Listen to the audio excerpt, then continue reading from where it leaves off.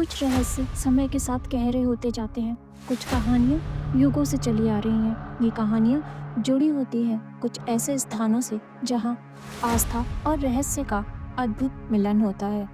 लेकिन क्या आपने कभी सोचा है कि ऐसा कौन सा रहस्य छिपा है जो हर 12 साल में लाखों लोगों को एक ही स्थान पर खींच लाता है? ऐसा क्या होता है इस आयोजन में जो लोग अपना घर-बार, काम-काज सब कुछ छोड़कर यहाँ आने के लिए विवश हो जाते हैं? और आखिर क्यों इसे आस्था का महासागर कहा जाता है? इस अद्भुत आयोजन में वे तपस्वी भी आते हैं जिन्हें हम नागा साधु कहते हैं, जो सर्दी, गर्मी, बरसात में बिना वस्त्रों के तपस्या करते हैं। उनकी शक्ति और तपस्या ऐसी है कि विज्ञान भी उनके आगे नतमस्तक हो जाता है। लेकिन इन सब के पीछे की कहानी क्या है? क्यों ये मेला इतना पवित्र माना जाता है? आइए जानते हैं महाकुंभ के उस रहस्य को जहाँ आस्था और विज्ञान का अद्भुत संगम होता है। महाकुंभ कहाँ और क्यों होता है? ये केवल एक मेला नहीं बल्कि भारत की सनातन परंपरा और आस्था का प्रतीक है।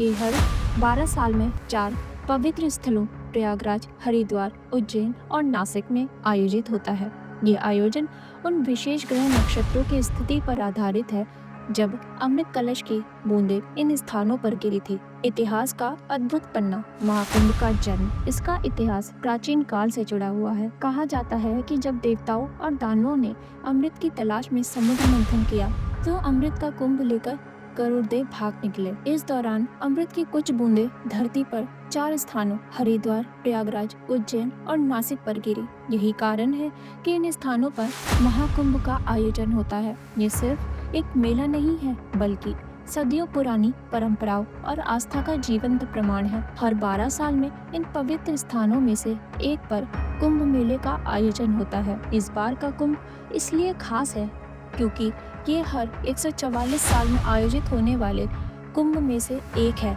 जिसे महाकुंभ कहा जाता है, जो आस्था और विश्वास का चरम उदाहरण है। जब सूरज की पहली किरण गंगा के जल को चूमती है और हर हर गंगे का जयकारा गूंजता है,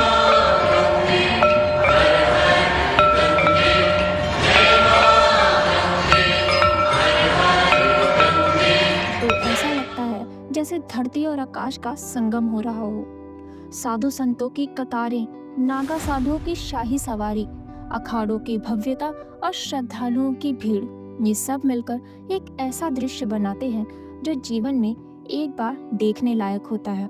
लेकिन क्या ये केवल एक धार्मिक आयोजन है या इसके पीछे और भी गहरे रहस्य छुपे हैं? आने वाले लाखों लोग केवल स्नान करने नहीं आते।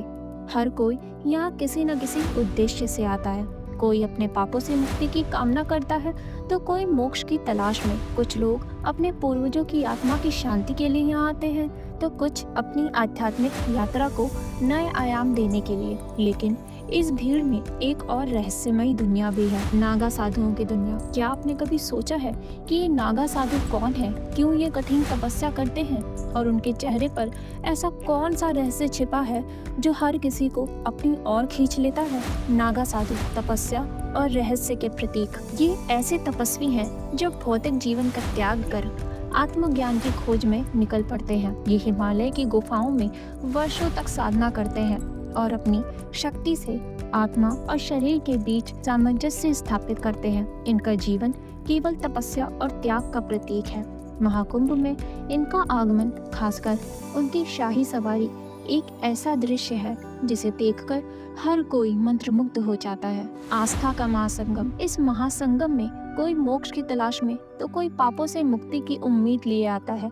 ऐसे में इस बार महाकुंभ के लिए कुछ साधु संत ऐसे भी आए हैं जो अपनी विशेष पहचान के कारण लोगों का ध्यान आकर्षित कर रहे हैं और सोशल मीडिया पर छा गए हैं। आइए आपको बताते हैं इनके बारे में। एम्बेसडर बाबा। महाकुंभ में करोड़ों श्रद्धालु पवित्र स्नान के लिए जुटे हैं, लेकिन चर्चा का केंद्र बने हैं एम्बेसडर बाबा। मध्य प्रदेश के इंदौर निवासी महंत राजगिरी, जिन्हें लोग टार्जन बाबा भी कहते हैं, अपनी 52 साल पुरानी एम्बेसडर कार के कारण आकर्षण का केंद्र बने हुए हैं। बाबा इस कार को ही अपना घर मानते हैं। 1972 मॉडल की ये कार उन्हें 40 साल पहले दान में मिली थी। बाबा इसी कार में रहते, खाते और सोते हैं। कार में गर्मी से बचने के लिए उन्होंने एक देसी एसी लगाया है जो बैटरी और बर्फ की सिल्ली से चलता है। बाबा को गाड़ी का इतना ज्ञान है कि खराबी आने पर इसे खुद ही ठीक कर लेते हैं। 7 साल की उम्र में दीक्षा लेने वाले बाबा ने 15 साल की उम्र में तपस्या शुरू की।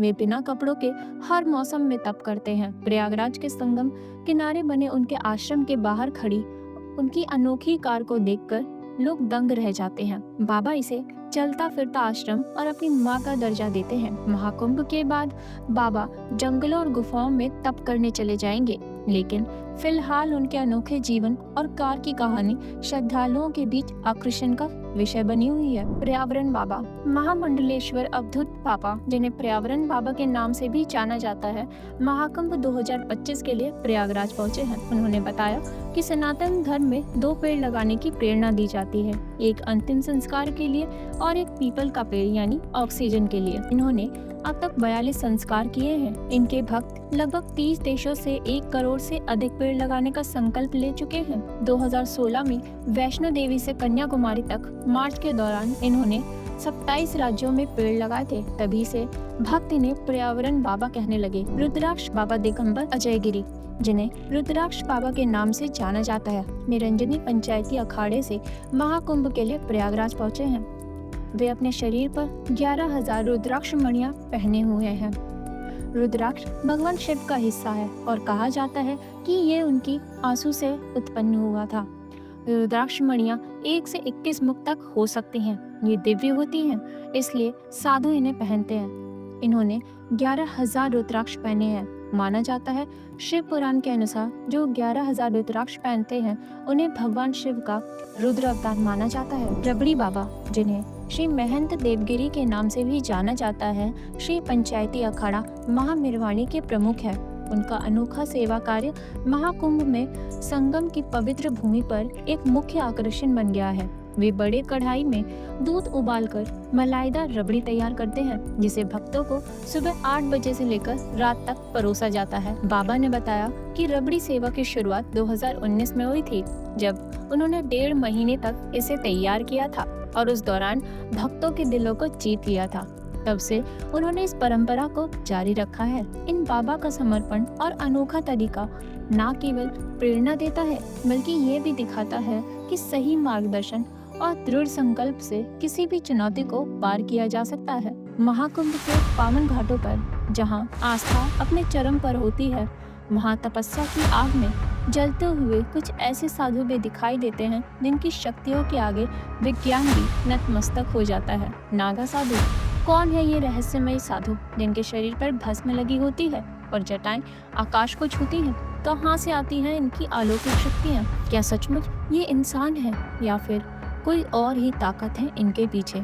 इन सवालों के जवाब आपको मिलेंगे हमारी अगली वीडियो में, जहां हम नागा साधुओं के रहस्यमय दुनिया में कदम रखेंगे और उनके जीवन के अनसुलझे रहस्यों से पर्दा उठाएंगे। वीडियो देखने के बाद आप किस बाबा से सबसे ज़्यादा प्रभावित हुए, हमें कमेंट्स में ज़रूर बताएं। वीडियो को लाइक और शेयर करना ना भूलें। अभी हमारे चैनल को सब्सक्राइब करें और इस रोमांचक वीडियो का इंतज़ार करें।